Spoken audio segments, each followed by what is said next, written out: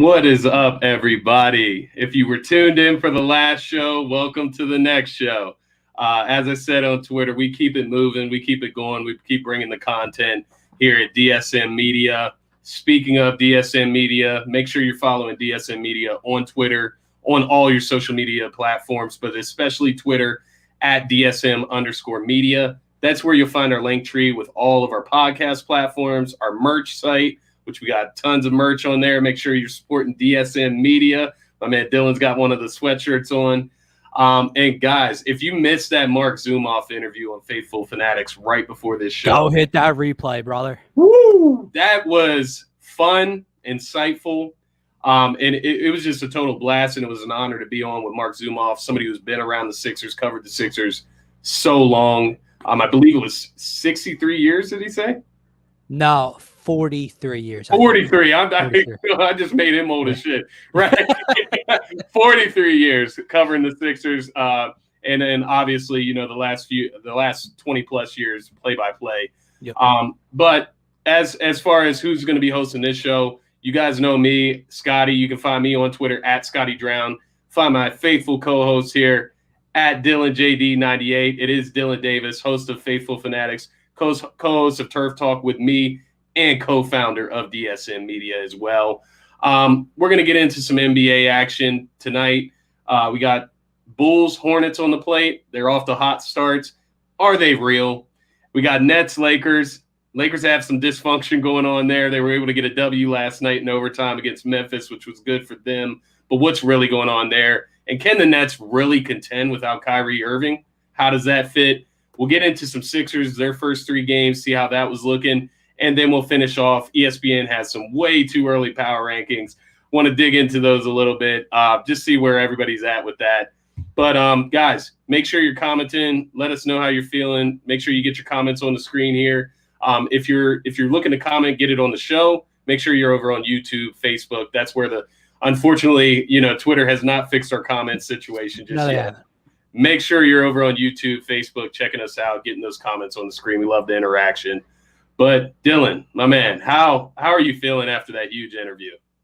I was telling you, even after the interview was over, I still felt like almost like a pit in my stomach, like a nervous butterfly type of pit. It was a surreal moment to get to interview a legend. I didn't get to say this to him. I missed the opportunity, but I'll get in touch with him another time and just let him know. Like Mark Zumoff, I'm a very passionate and emotional like Philadelphia sports fan, and to have an announcer that I watched every night the Sixers played for 20 plus years, like share that same emotion through his profession, like the dude's a legend. He's the greatest of all time. He's the GOAT. There's no other way to explain it.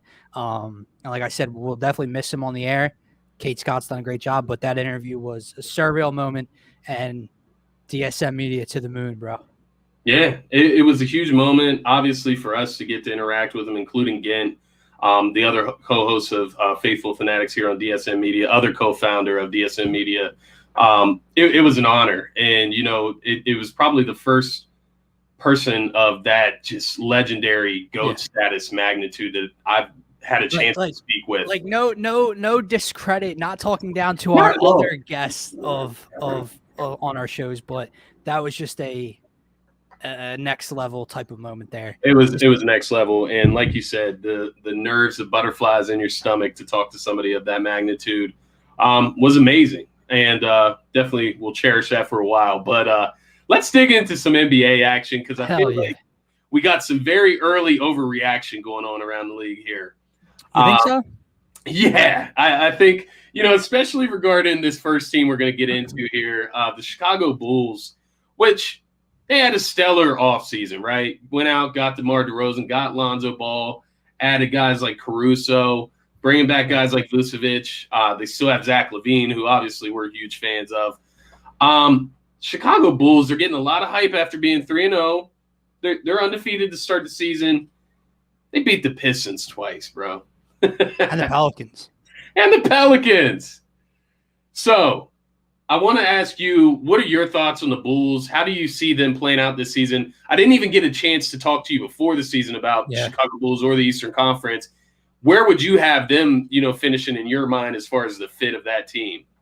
Well, look, don't get me wrong. The offseason acquisitions are very nice additions to this team. Obviously, they made the trade for Vucevic, the trade deadline last year, adding him to Zach LaVine. They were unable to make the play-in tournament last year. You go out and you add Lonzo Ball and DeMar DeRozan and, Alex Caruso, who I can't stand, but whatever.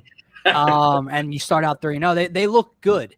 But to me, it's about, your resume. And when a new team's put together like this, it's what does your resume look like? And when it has the Detroit Pistons and the New Orleans Pelicans on it over the course of the first 3 games, it's a waiting game for me now. It's okay. It's the next step, right? We do Turf Talk together. We talk about, teams in the beginning of the year. The Denver Broncos started 3-0. The Carolina Panthers started 3-0.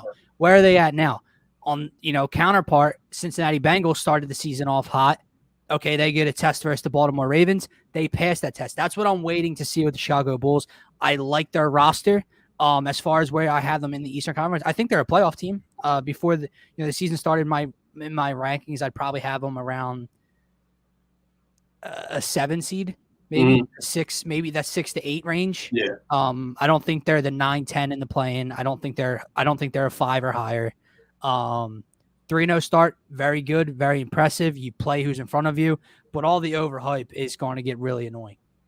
And, you mentioned it, the competition level that the Bulls have played so far. It's good that they're winning those games, and they probably should win those games, right? Zach LaVine's playing out of his mind right now, as he does usually.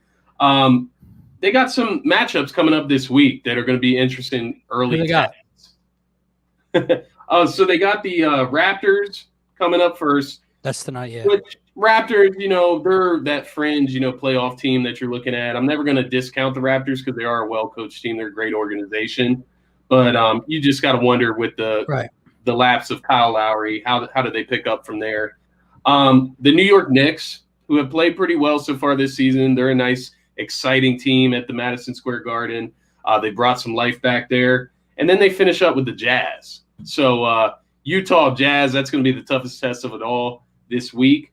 And I'll be interested to see how they finish this week out. Not going to sit here and say, oh, if you lose to the Jazz, if you lose to the Knicks, this is some terrible team. It's not like that. These are all barometer games when you're talking about a new group of guys like this, like you mentioned. So I will be interested to see how they play that throughout this week and throughout this season, see how those guys gel. I do love, the DeRozan, Lonzo. It seems to be working well so far, like you said. You got DeRozan averaging 21.3 points right now. Lonzo's, 14 points. He's about at his average usually. 14 points, 38% from threes, 7 rebounds a game, 5 assists. So I'm excited to see them play, but I'm just gonna say, hold your horses a little bit. Okay, it's very early in the season. The next team I wanted to get to with you, the Charlotte Hornets. Now, this team has a little bit of a different resume so far. They've beaten the Cavs, which obviously probably not a playoff team. The Pacers, maybe a playoff team, but they beat the Brooklyn Nets, right? And they were able to take care of the Brooklyn Nets handily. How are your feelings on not only the Charlotte Hornets, but specifically Lamelo Ball? Because this guy seems to be like a superstar. Yeah, they're fun. They're exciting. They're young. Obviously, Lamelo burst on the scene last year, and I was never high on him. I didn't buy into the hype. I know Gint is a huge Lamelo fan, but I never bought into him, and he's proven me wrong. Miles Bridges obviously can jump out of the arena. Yeah. They obviously they have Scary Terry there, PJ Washington. They're putting together a nice young core. I think, but I had the same feelings on them. I don't think they're better than the Bulls, who are also 3-0. That's something I was going to ask you. Yeah. I think they're a fringe playoff team. I think Charlotte. The Bulls are in that 6 to 8 range. I think Charlotte's in that 7 to 9, 7 to 10 range, maybe 8 to 10 range.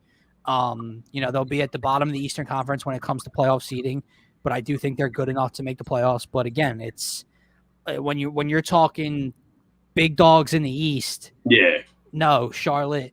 I do think Charlotte's more surprising though, because I'll tell you what, I think some of your pump the brakes, on the Bulls kind of not annoyance, but you're like it's getting a little bit overwhelming it's getting a bit too much, right? Yeah. Through 3 games. I think that's because we've heard people before the year take those all-season acquisitions in Chicago and say like they're a top 4 seed, they're a top 5 seed. The Bulls are scary. Charlotte's just in the background. They're quiet. They're putting together a nice little resume early. And then they look good.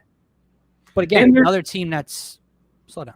Yeah, it is slow down. And I think also another difference between Charlotte is this is a team that is getting to grow together. So a lot of these guys that are on this team, they played together last season. I knew he'd be in here, bro. He is balling right now. He's showing that he can shoot the lights out. I can't remember who they were just playing. I know who did they beat? So they beat the Cavs, the Pacers. I think it was the Pacers they were playing where he was just shooting from wherever in that game. But yeah, that's a huge step for LaMelo Ball. You mentioned Miles Bridges, which I'm interested to see if he can keep up his pace that he's at right now. Even staying above 20 points per game for him. I'm interested to see if he can keep that up. He's averaging 25 points per game, 8 rebounds, 2.7 steals per game, 54% from the field. But the big thing with Miles Bridges, 44% from three-point right now, which I'm interested to see if he can keep that up. Again, I did point that out earlier. They were able to take care of Brooklyn, which is kind of why I'm a little bit more impressed with the Hornets so far this season. So, Dylan, you already answered the question as far as who you think would be better. I tend to agree with you. This Hornets team is a little young. Yeah. And I feel like – go ahead. There's 2 things I just want to throw to you, right? So when we talk about pumping the brakes, like the Washington Wizards are also 2-0. Right. Is anyone out there talking about Bradley Beal and the Washington Wizards and Kyle Kuzma and Montrezl Harrell being the real deal in the East?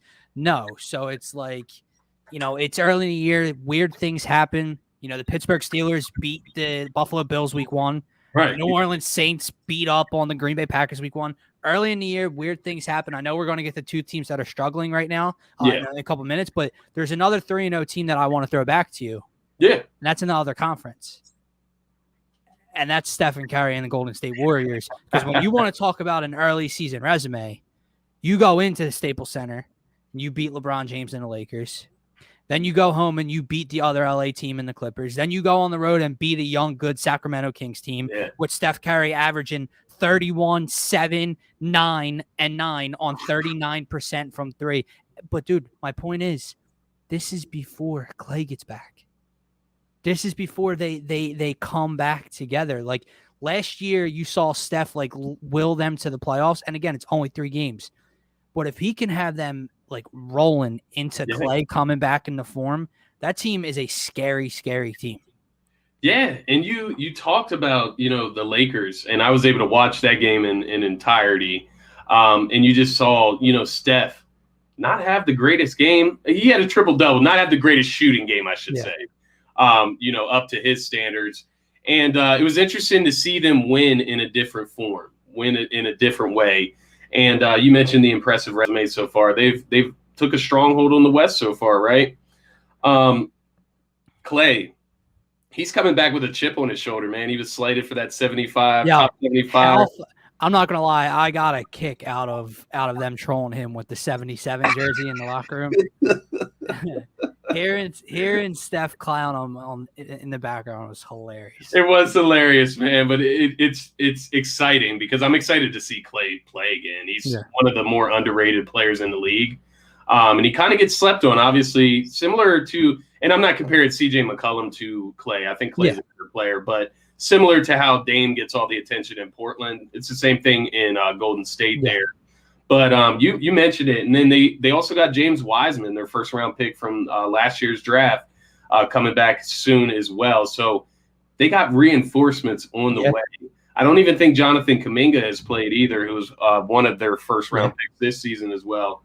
So the Golden State Warriors are excited, and that's a real contender. That's somebody that we know is going to be there down the stretch, which I believe I had them as a 5 seed. They may end up blowing me out.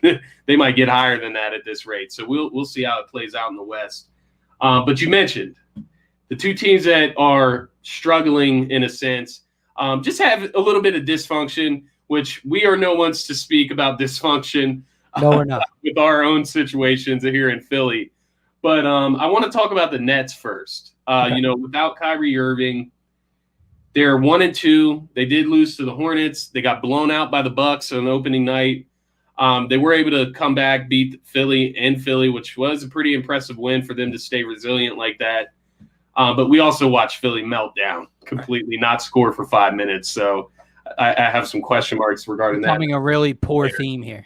Right. How do you feel about the Brooklyn Nets, man? To me, it looks like they got some glaring holes. Do they just need time to glue it up, get in sync chemistry? Do you feel that they can really be a contender without that extra scoring punch of Kyrie Irving? Yeah, I think they're fine.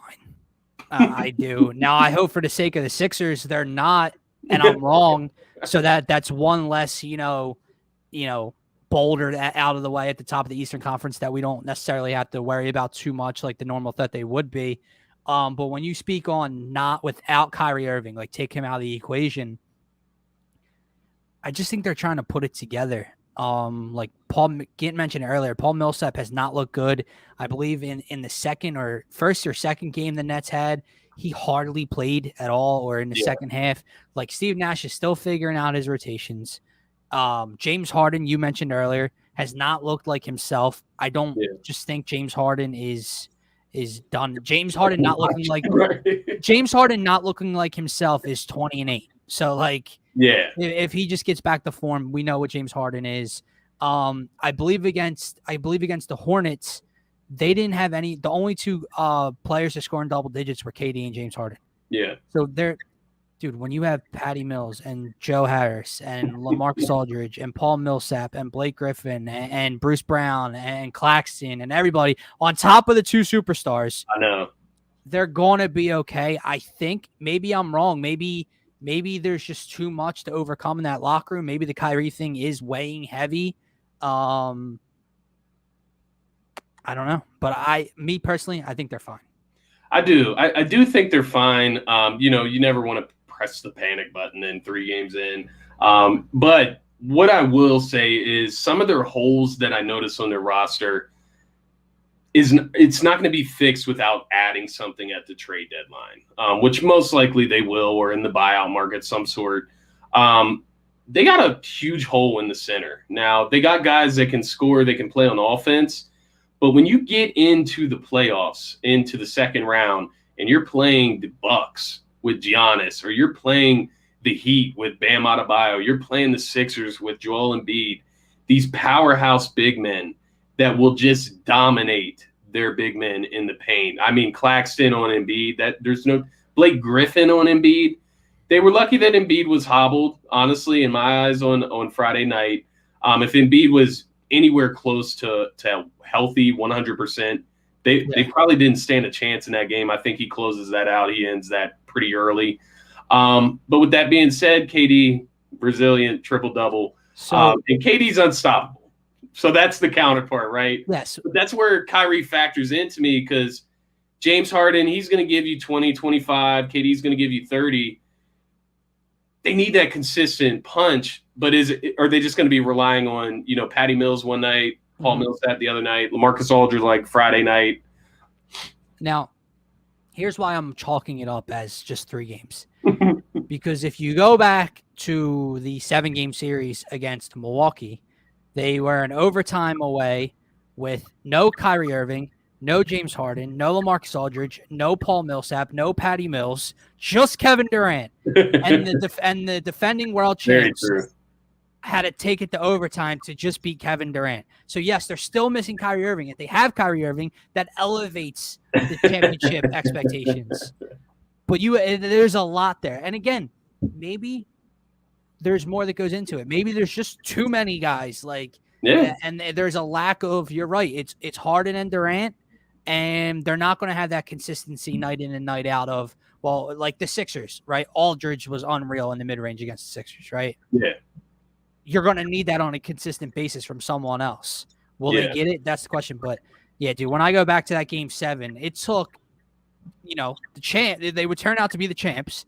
It took them overtime in Game 7 to just beat Kevin Durant. Yeah. And it's like, really? Like, when we get as the season goes on, are we going to be sitting here talking about the Nets like this? I can't see it happening that way. Yeah, because you look at it, I guess the other side of it is, they were about 5 minutes of a scoring drought from Philly from being 0-3 as well. No, you're right. But I'm with you. You got to take it with a grain of salt when you're talking about Hall of Famers, 2 Hall of Famers, potentially 3. I guess with Kyrie Irving, the situation for me is without him, they are beatable. They're beatable as hell. Way more beatable, yeah. Yeah, and with him, it almost feels insurmountable to me. But that's to be seen. That's to be determined. The next team I want to get to you, and I'm wondering how you're feeling about this team because we talked about them a little bit before the season. But this fit with Russell Westbrook, the Los Angeles Lakers. I mean, you had Anthony Davis and Dwight Howard going at it on Friday night on the bench, which was kind of wild to see. You know what I mean? To see that happen. And then you had Rajon Rondo, a little gun to the fan. Like, what the hell was that? That was just so odd. And then they kicked the fan out. And then what Rondo said after the game, like, I didn't see what he said.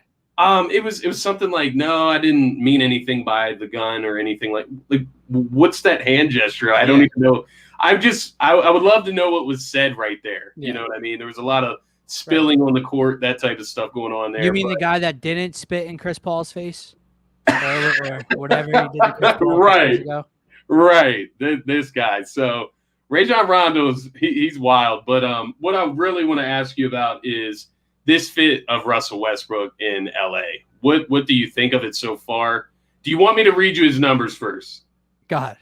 Okay. So Russell Westbrook is averaging 12 points per game. He's getting his typical, not triple-double per se, but 7.7 rebounds, 8.7 assists per game, 9% from 3, 34.9% from the field, and 41.7% free throw percentage. So he's doing his best Ben Simmons playoff impression at the free throw line. What are your thoughts on this fit? Do you think that it's fixed? Do you think it could be fixed by moving him to the bench unit potentially, moving a shooter into the starting lineup? There's no way Russ goes there and goes to the bench. Listen, it would be kind of hypocritical of me to chalk, the Brooklyn Nets struggles up as growing pains and they'll get over it. And there's too much greatness in LA with LeBron and AD and Russ and everyone else that they brought in for me to be like 3 games in. Yeah, the fit's not going to work. However, I don't know how the fit gets resolved. Maybe it's not the brightest idea to bring in 97 different offseason acquisitions, put them next to LeBron James and Anthony Davis on the floor and just see how it works. I mean, you between Melo and Bazemore and Monk and DeAndre Jordan and Rajon Rondo and Russell. I mean, my God, the entire team's brand new except for Bron and AD basically. So maybe it's not the best idea to go out and do that. I don't think anyone knows so far. It doesn't seem like anyone knows their role. Yeah. And when you think of, players like LeBron James, Anthony Davis, and Russell Westbrook, you think about, when they take them by themselves, you would build a team probably with them and shooters around them, right? Yeah. Compounding them all together and forcing them to be on the floor together next to what do they run with those two? Bazemore and who? Is it DeAndre Jordan? Yeah, it is DeAndre Jordan. Right. Okay. Wondering so let's put Bron, AD, and Russ next to a center who can't stretch the floor or shoot, and then Ken Bazemore. So the fit, the dynamic of the starting 5 in the rotation has to change for there to be some sort of resolution. No, that's not Russ going to the bench. I cannot see a world where Russell Westbrook comes off the freaking bench for the Lakers. But DeAndre Jordan has to get his ass out of the starting 5 if he's in the starting 5, I think. And I wouldn't start Bazemore either. And so if you take DeAndre Jordan, do you start Dwight Howard? No, I would put Anthony Davis at the center. Yeah, see, and that's what I would go to as well. But, Lakers fans, Lakers analysts that I talk to, they say that Anthony Davis is really like out of his element at the center position, which I don't know if that's true or not. I don't watch enough of Anthony Davis in that position to know that. Well, then if that's the truth, you should have never brought in Russell Westbrook. You can't have Yeah. Russell Westbrook, LeBron James, Anthony Davis, and a center who's not an offensive threat on the floor together. Yeah. Because it's not what you do. I would throw Melo in there. I honestly would throw Melo in at the power forward. You keep Russell Westbrook at the point, LeBron, whoever you want to put in. I'd probably Monk, Ellington. Malik Monk is who I was thinking. Maybe Wayne Ellington, just because more experience, just to bring that shooting. You got to have somebody who is just like a dynamic shooter out there, a sharp shooter. Final thing I want to ask you about the Lakers. Do you think they end up regretting not making the trade for Buddy Hield versus Russell Westbrook? That's tough. At face value, obviously, you're going to take Russell Westbrook, who I think is greatly underappreciated as a player in the NBA. We talked about that before. But overall fit, I mean, I think Buddy Hield would be a much better fit in LA than Russell Westbrook with this core would be. But again, it's 3 games. There's too much greatness and experience on that team to be like, no, they're not going to, it's not going to resolve itself. But like I said, what's the alternative? I don't care how great LeBron James and AD and Russell Westbrook are. The fit, sometimes you can't just force things together. You can't force a square in a circle, right? Yeah. So I don't know. We just got to wait and see, man. And I'm not going to overreact because I've overreacted in the past, and LeBron bites you every time, right? Like that experience, that leader in LeBron, anytime there's doubters, I'm not going to sit here and do that. Now he's got an ankle injury or a knee injury or something. There was somebody that compared them. I want to say they compared them to the 2018 Cavs. I'd have to do my history research on that. But just as one of those LeBron teams that just completely kind of flopped. I don't think that's his team. Like you said, there's 3 Hall of Famers on the squad, 4 Hall of Famers actually. Hold on. Let's go down the list. Bron, Hall of Famer. AD, Hall of Famer. Russ, Hall of Famer. Melo, Hall of Famer. Dwight Howard, Hall of Famer. Yeah. Rajon Rondo, probably Hall of Famer. Probably Hall of Fame, yeah. So you're talking 5 or 6. Yeah, literally. So excuse me for underselling the Lakers there. They do got the all-time greats there. Let's get into some Sixers talk. This is our area of expertise, what we are truly passionate about. First things first, I want to get your feel, any just general takeaways. Let me ask you the positives first that you've seen from the Sixers so far. Anything that's sticking out to you? Well, we talked about it a little bit ago, but obviously I'm glad to keep talking about positives when it comes to a team in Philadelphia, so I'm happy to do this. Joel Embiid, has looked really good, but hasn't had to do too much in a certain area. He, is picking up his facilitating abilities, which obviously can be a pro and a con when it comes to the Sixers team. But, he leads the team in assists. He's scoring, but he hasn't had to put up like 30 or 35 to win a game. He's not having to exert himself, not having to play too many minutes. He's playing all around very solid basketball, and he's looked really good on the defensive end as well. Obviously, Seth Curry is off to an outrageous start offensively, and we saw it in the first quarter last night with 23 points and like 6 of 7 from deep in the first quarter last night. So he's looked really good. Tyrese Maxey has stepped into this role, and I've really liked what I've seen from him. What's Maxey averaging? Around 14 so far this year, 14, 15 probably so far this year. 16. Yeah, 16, okay. I'm underselling the kid by a buck. Right in that area, though. I mean, yeah. He's getting to the rack. He's finishing. He's getting calls throughout penetration, so he's looked really good. But the bench is something that has stuck out to me, albeit 3 games, albeit 2 out of the 3 are against non-playoff teams, poor teams, but they are on the road. And like I said earlier, when I see a Sixers bench unit come in a game in a second half with a lead and not only lose that lead and have that lead diminish in their hands, extend a lead. When I see shooting off the bench between George Niang, which I absolutely love that fit, point guard Ferk has looked good, right? So when I see these elements from the bench look really good and be able to extend leads early, that's my biggest highlight so far, because a good bench behind Joel Embiid, Seth Curry, Tyrese Maxey, and Tobias Harris, and Danny Green, they're going to be all right. Yeah, and I tend to agree with you on that aspect. Just to circle back to Joel Embiid, who you mentioned, He's not playing 100% right now, obviously, and we've talked about that earlier. The things that we want to see him not do, as far as falling on the ground, using that body weight hitting the ground is just never a good look. Well, I'll tell you why it annoys me, because it's hard to tell a player not in his head he's just going 100%. He's playing how he knows how to play, and that's great. It's hard to tell him not to do certain things or to take that out of his game, but you can't at 7 foot, 265, whatever the hell he weighs, 285, with your injury history, especially in your lower half of your body, go in the lane with reckless abandonment every night. And in game number 1, in the first half, you land awkwardly and you get a hobbled knee. Okay. Last night, I watched you with 3.5 minutes left with a double-digit lead, chase down a defender at the rim and have a collision and land awkwardly. I thought you snapped your leg in half. There's no need for that. And if you're going to keep doing it, now I know this is kind of asshole-ish of me, but then I don't want to hear about the knee injuries anymore, dude. Obviously they happen, but you can't, your history, right? You know your body. You can't be landing these ways and just putting your body at risk. And then the next day I got to see you grabbing that knee. Every Philly fan has a heart attack night in, night out. You're grabbing that knee because you go out and make a play like that. There's no need for that.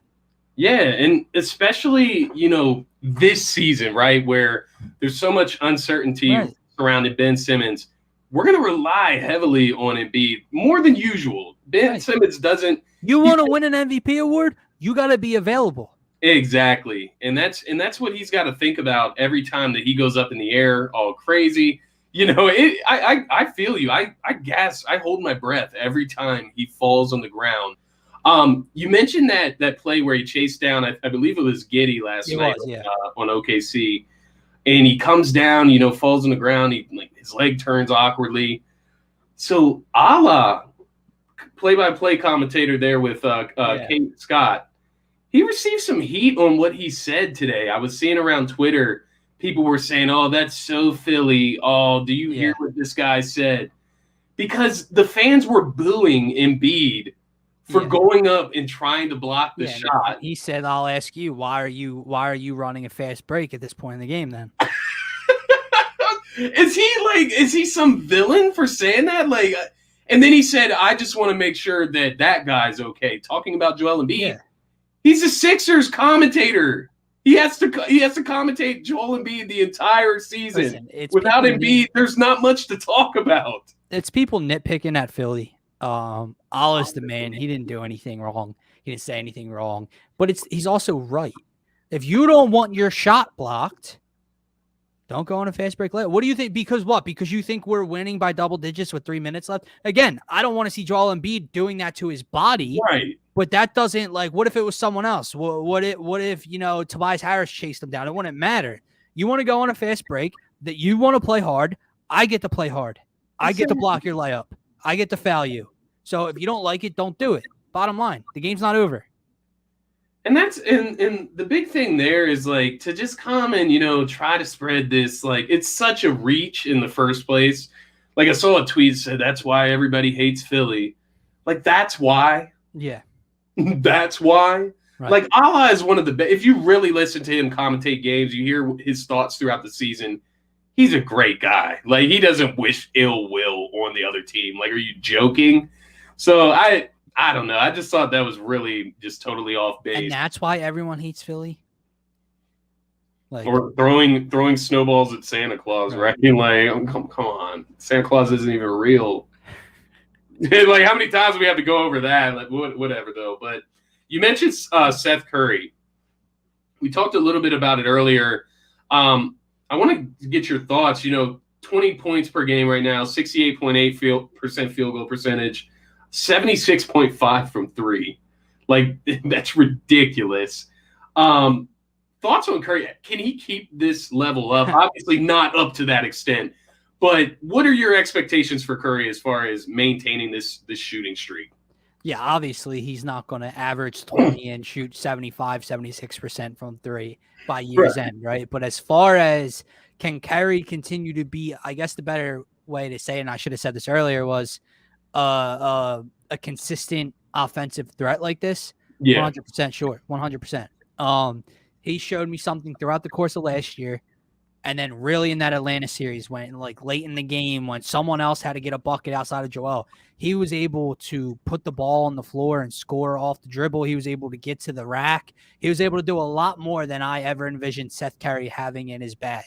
Yeah. And now through 3 games, again, just 3 games, but it goes back to last year a little bit. He's got more offensively than you think. Yeah. And when you're that great a shooter, when you're a Curry, Right. when you can go eye for eye with the greatest shooter ever, in my opinion, and your brother Steph, yes, you're able to keep up offensive efficiency and high offensive numbers if you continue to get the looks. Now, I'm sure at some point there's going to be times where Seth only has 6 shots one game. And I don't think that's the best Sixers offense because what are we talking about? What's a better shot? Is Tobias Harris having 22 shots and Seth Curry having 7 a better offense, or is Seth Curry having 11 and Tobias Harris having 18, 17 shots? So, like, I would like if he continues to get the ball, if he continues to put the ball up, those numbers will continue. Not to the extent, but high offensive efficiency, sure. I like what you said there, and you really brought something to my mind there, and it's an interesting thought. You brought up the Atlanta series, which I'm starting to wonder if Seth figured something, like if he figured out his NBA career right there, because he's turned into this ice cold shooter. And I mean when I say ice cold, I mean in the veins, not ice cold. He's very wet as a shooter. Seth Curry, he's been on this hot streak. He's shooting more confidently. He's not afraid to take contested shots, which is why we're seeing a lot more, scoring from him. Is there any part of you that feels like he can step in and become that second fiddle as far as scoring over Tobias Harris? Do you think that he could place himself as a better scorer? It's a tough thought. Because Tobias, I know, can average 20 to 23 a game. Yeah. I've never thought of Seth Curry averaging 20 points per game. Now, it sounds pretty crazy. Like, what's a better shot? Seth Curry with the ball in his hands or Tobias Harris? Yeah. Seth Curry. But Seth Curry's game is more based beyond the arc. Yeah. Not higher percentage looks than Tobias Harris in the painted area, right? Yeah. So I don't think he will overtake Tobias as the second option. What I will say is he gives the Sixers another option down the stretch when you need a bucket and you can't run it to Joel Embiid on the block and Tobias Harris isn't having it. Seth Curry's able to put the ball on the floor and create on his own. And he also is giving you a guy that can be a third scoring option. So what was the thing last year, right? It was Joel and Tobias were averaging, 29.5 for Joe, 29, whatever. Tobias was averaging 21. And then it was like, all right, well, our third superstar in Ben Simmons is averaging 13, 12. Yeah. Right? Now, not only does your point guard now average 16, but if Seth can average 16, now you got a little bit of a different element, right? Yeah. Because you got one guy that can average close to 30. You got Tobias averaging over 20. And now you got 2 guys in your backcourt that can average over 30 together. So that's a different. But to answer your question, no, I don't think he'll replace Tobias Harris as that guy. What I will say is the Tobias Harris All-Star Tour has not started off on the greatest foot in my opinion yet. Yeah, but again, I think he's just getting his footing in this new look offense, not scheme wise, but who's around him, and we'll see. Yeah, no, and I tend to agree. Tobias. He's been very spotty so far. A great quarter here, missing for a quarter there. Great half against Brooklyn on Friday, missing for the second half. I guess the reason that question sparked a thought for me is because I really thought, down into the nitty gritty end of game, who do you want? Whose hands do you want the ball in? And Seth is really making a case for wanting to put the ball in his hands at the end of the game. Well, it's just that we saw it against Atlanta, and it's not something you want to see every single possession as a pick and roll with him and Embiid. But just as far as clutch and confidence. I think it comes off of the fact, like I said, when he's that great a shooter, when he's proving that he can do more with the ball in his hands, it's like, what's a better shot? End of the game. right? Who would I rather have taking a shot? Like if your life's on the line and someone's got to hit a shot or hit a three or whatever, you want Seth Curry or you want Tobias Harris? Yeah. I want Seth Curry shooting the ball. He's a better shooter, right? So it's just, can he get to that point in his game where he can create on his own? Jimmy Butler was ice cold here in Philadelphia. He has been at different parts of his career, right? With different teams. Is Jimmy Butler a better shooter than Seth Curry? No, but Jimmy Butler can create on his own and get his shot off the dribble. If Seth can create on his own and score off the dribble, then that option that you're talking about, end of game, becomes more real, because you don't got to draw something up to get Seth open, pass, catch, and shoot. Yeah. Ball in hands, ISO, can he get it off? That'll be the question we have to see throughout the year. Yeah, and that's a great point. That's what it comes down to. Can he create off the dribble? Which at times he's shown us flashes, and then at times he's, another guy that can kind of fade away at points. The issue with him is obviously he's not a big guard. So Seth isn't pulling up and raising over anybody and getting a shot off over everybody. So by him creating on his own, he's got to create space and separation to get a shot off. That's the scary part. Tobias is what? 6'8", 6'9". Jimmy is what? 6'6", 6'5". He can pull up and shoot over somebody. Seth ain't shooting over basically anybody in the NBA. Yeah. So he's got to get that separation on his own. And that's what, is a little bit more difficult with the game on the line. Yeah, and Tobias, you mentioned it. Tobias just has a deeper bag that he can get into, especially in that mid-range game. The only thing with Tobias, man, and it's like he's in that point at his career where it's like, he can definitely get up to that 23, 24-point mark, I think, especially with Ben Simmons not out there, just with more responsibility. But the finishing at the rim is just something that just really bothers me with him sometimes. It's really irritating in those big games where you see those blown, like, mid-range. I don't want to call them floaters. They're just, like, push shots. My issue with Tobias when the game's on the line, and he's come through. We talked about the Lakers earlier. Hit a buzzer beater over or whatever, 2 times per second, beat the Lakers. He's come up in big spots. Don't get me wrong. The Knicks, when he said, I'm effing all-star, I was at that game. He has come up in spots, don't get me wrong. But more often than not, I feel like when the game on the line, ball in his hands, not only does he not execute, he comes up short. Yeah. Front rim. Exactly. And what that tells me is nerves, not wanting to overshoot. So when he comes up short and hits the front of the rim with the game on the line with a little, I know exactly what you're talking about. When he's got the ball, backing someone down, turn, little kind of jump hook floater-esque type of. It'll be guys that are smaller than him. Yes, and it's just rise up confidently and go over them. Yep. And it's almost like it's like a confidence thing. Like it's like he makes himself small. You know what I mean? Yeah, so I'm hoping to see, some bigger steps from Tobias. Like you said, he's just trying to figure out his fit here because honestly, he's probably getting a lot more, ball handling duties without Ben Simmons. He's bringing up the ball a lot more, which he is. He's grabbing 9 rebounds a game right now, which I'm interested to see if he can keep that up. Everybody across the board is really contributing to the facilitation as well. A lot of people up over 3 assists a game, which is. Go ahead. Here's the interesting part about that, and it's an issue that Gint brought up earlier. That's all good. I'm glad people are stepping up and filling a hole throughout the course of a game. Everyone's assist numbers are up. The issue comes in a tight ball game, down the stretch, final 5 minutes, a la against Brooklyn. Yeah. You need a facilitator, a guy that can get you into your offense, a guy that can get someone an open look, a guy that can come up with an assist then. Yeah. Who's doing that right now? No one. Tyrese Maxey ultimately would be a hope of filling that void. He's definitely not that right now at this early stage of his career. Seth Curry, who we keep talking about, is not getting anyone open, down the stretch. Joel Embiid, are we relying on Joel Embiid passing out of a double team with the game? So it's someone that can run an offense and facilitate down the stretch in the final closing minutes of a game. That's becoming that's more of an issue in my mind than overall assist totals throughout a game.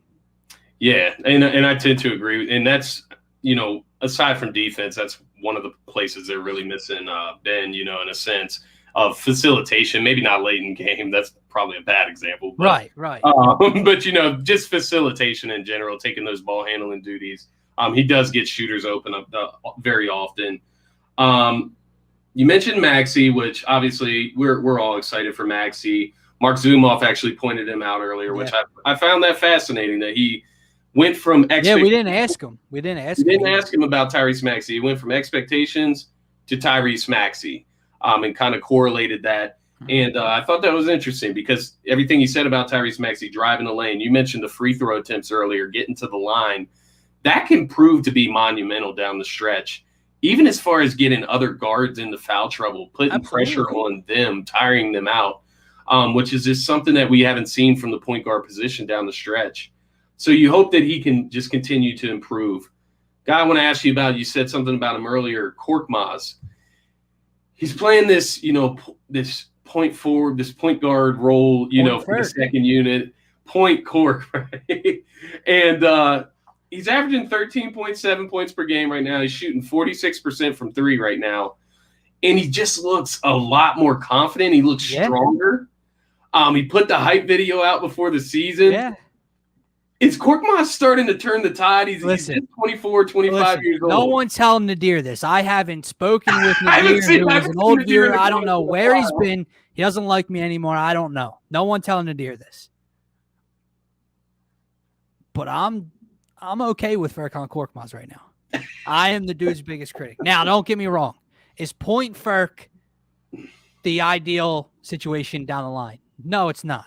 He can't be your backup point guard. But you have to find a common ground, a happy medium with him if you're Doc Rivers on you're right, dude. There is a confidence. There's a swagger to him right now with the ball in his hands, having more control than just him running around a screen, being all wild, trying to get a shot off. There's more of a swagger. There's more of a confidence. He can't be your backup point guard. But when you find your backup point guard, if Ben comes back and Maxey goes to the bench, if nothing ever happens, Shake comes back, he's your backup point guard, whatever happens, you have to find a common ground with Furk where you keep that confidence instilled in him. He has the ball in his hands a little bit more. He can create dude, he looks better off the dribble.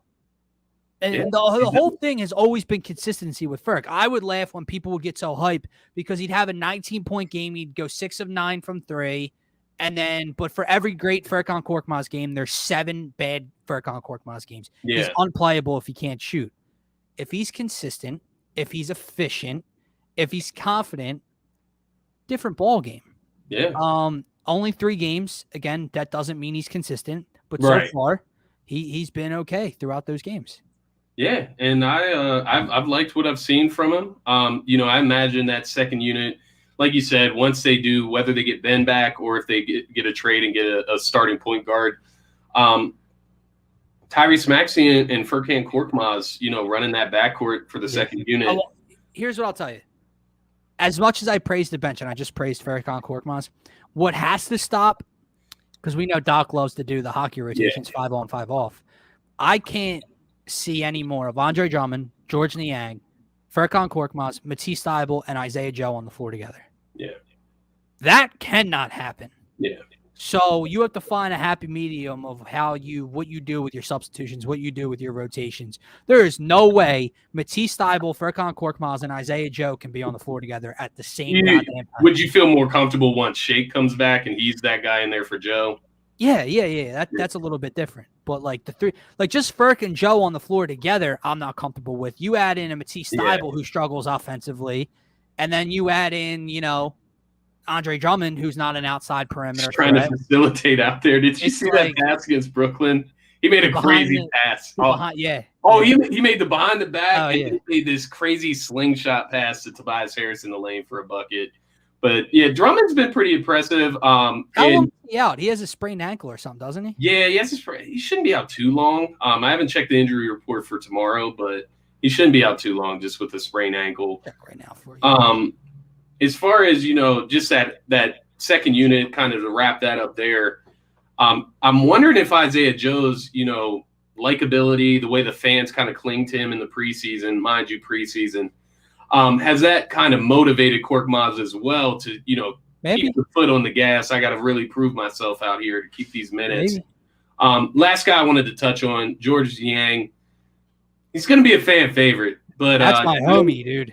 I know we talked about it earlier. I just want you to share with my viewers Your feelings on Yang, what you've seen so far this season. So real quick, Andre Drummond is a game time decision, and Joel Embiid also I have game time decision, of course, with a knee. That's great.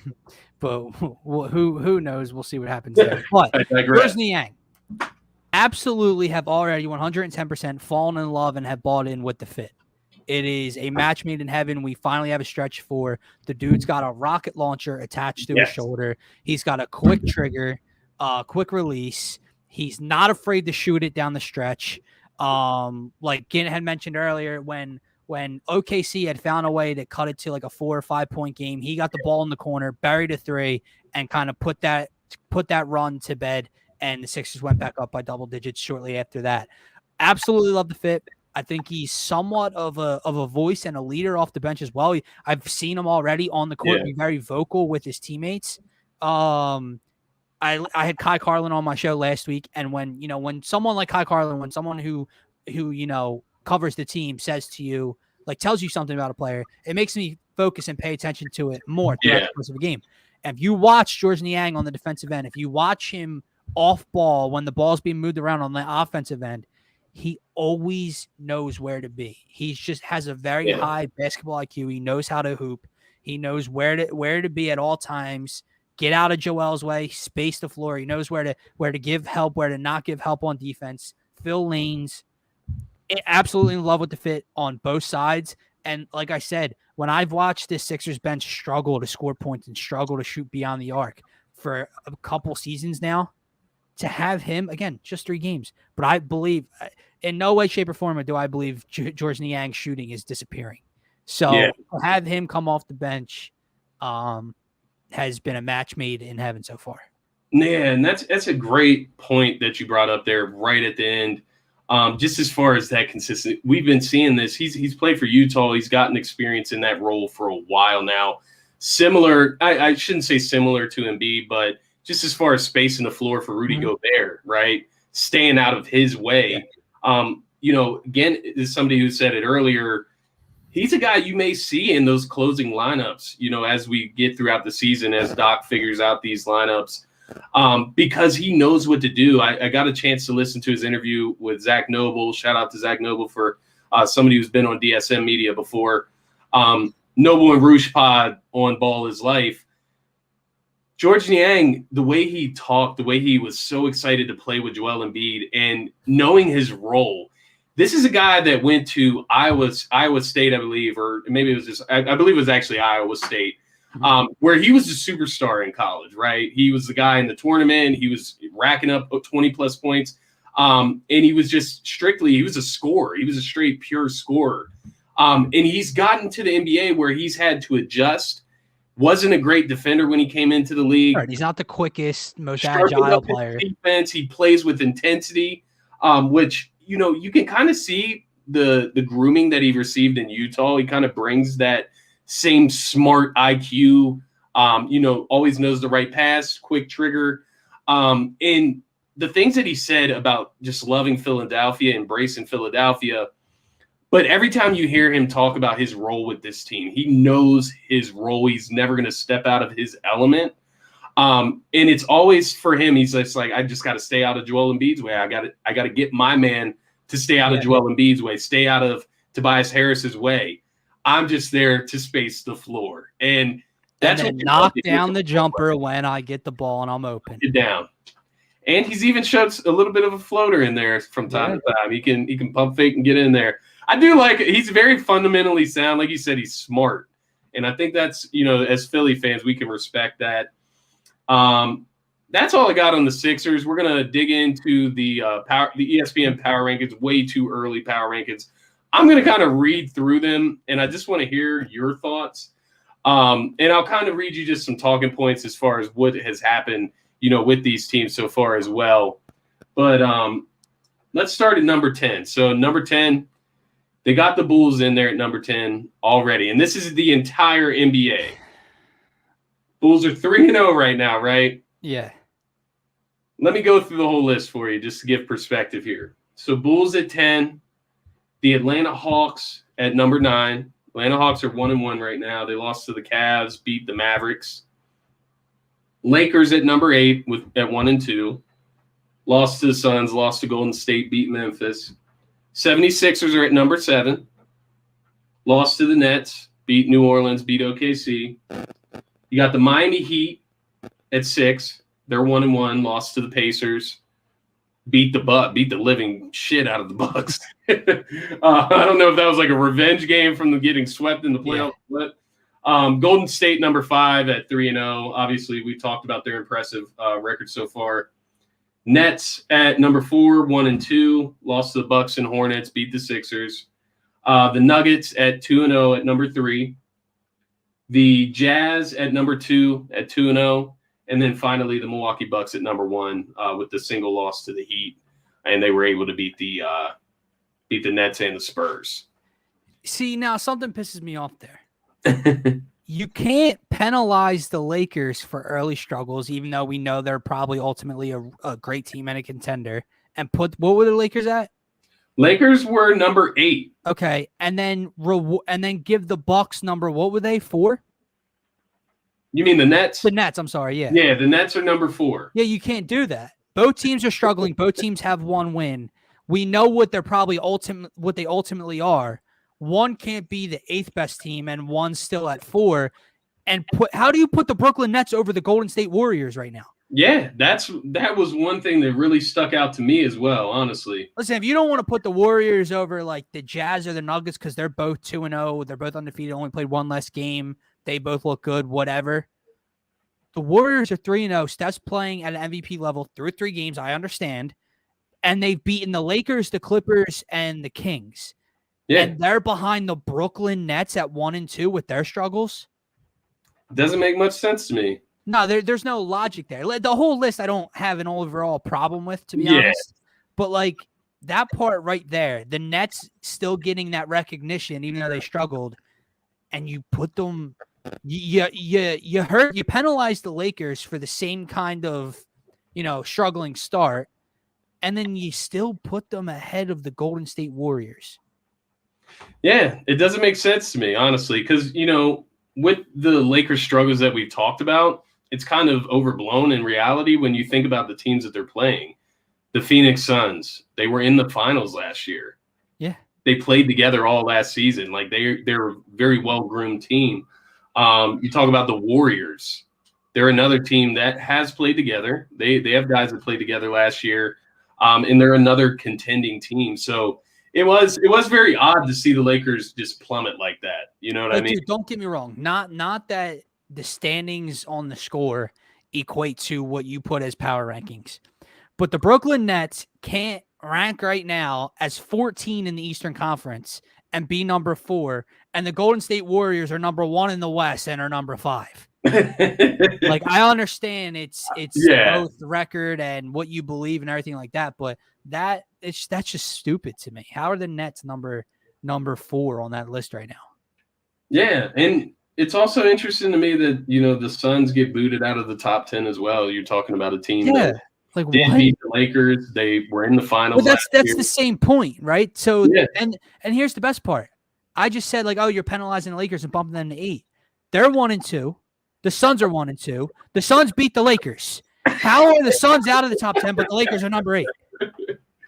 It's a funny topic, man, and it's almost foolish to even talk about power rankings at this point. But it's like I would just like to know if you're gonna list it out. Logic. Yeah, if you're gonna list it out and really talk about power rankings, I would like to understand how this is working out. I was actually happy with where they had the Sixers. I'm not gonna lie to you. 7 seems about right. The Sixers haven't really beat anybody yet, and they lost to the Nets, but I still think they're a top 10 team, obviously. But number 7, I did like that in the entire NBA. That's all I got for you today. We'll keep an eye over the next week at all the NBA action. I'm sure I'll get to talk Sixers with you plenty over this season.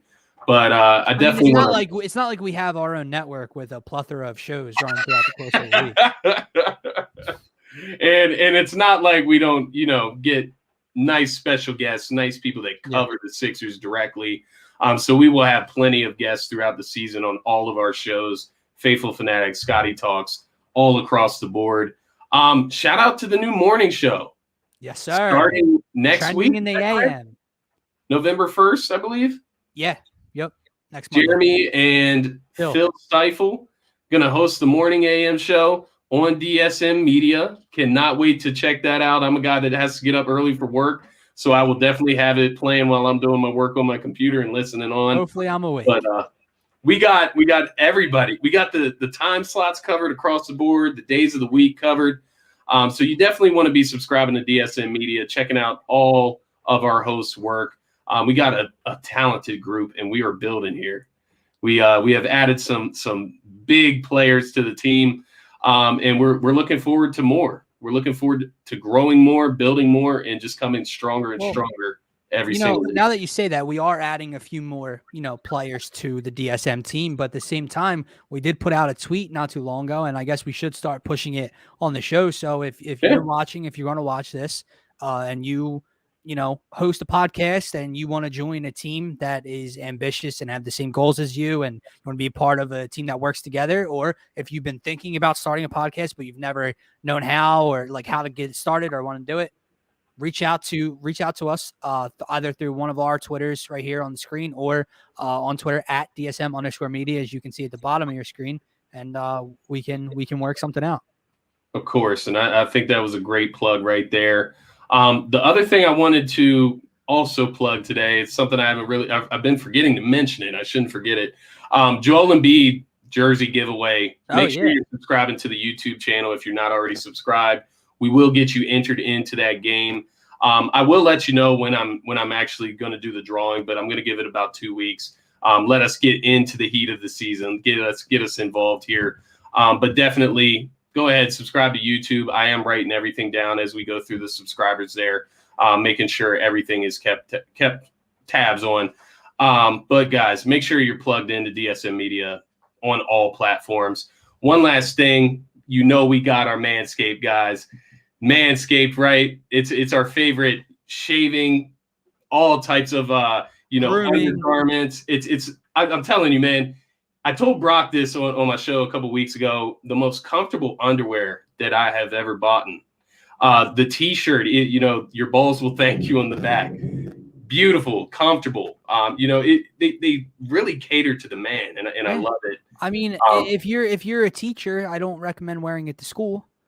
But not around the kids. Outside of that, I think you can wear it wherever you want. It's probably not inappropriate for a school setting, but it is not PG. That is for sure. It literally says your balls will thank you across the back of it. So we'll close it out. DSM Media is brought to you by Manscaped, who is the best in men's below-the-waist grooming. Manscaped offers precision-engineered tools for your family jewels. Manscaped just launched their 4th-generation trimmer, the Lawnmower 4.0. You heard that right, the 4.0. Join over 2 million men worldwide who trust Manscaped with this exclusive offer for you. 20% off and free worldwide shipping with the code DSM at manscaped.com. Manscaped has engineered the ultimate groin and body trimmer by focusing on intelligent functionality and incredibly comfortable grooming experience. Their 4th-generation trimmer features a cutting-edge ceramic blade to reduce grooming accidents thanks to their advanced skin-safe technology.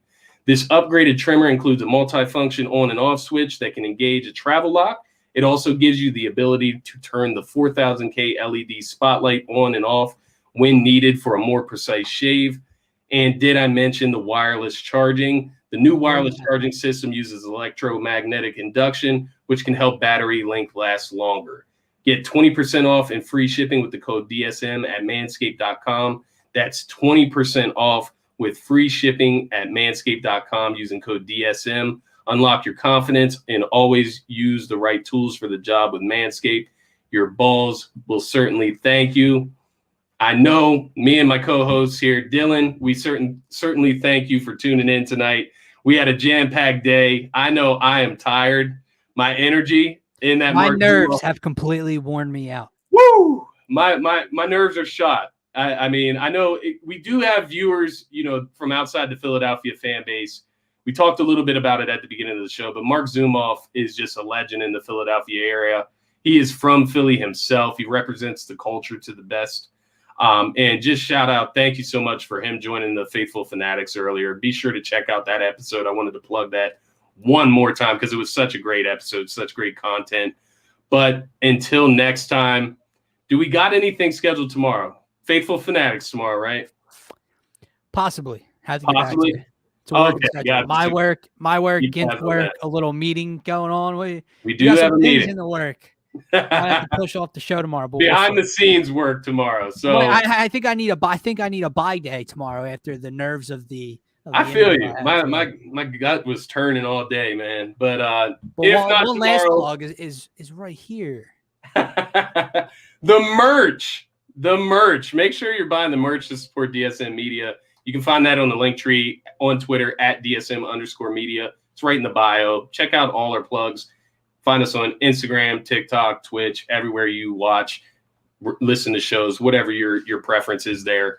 But that's going to be it for this episode of Scotty Talks NBA. Thank you once again, Dylan, for joining me. Thank you all for tuning in. Peace.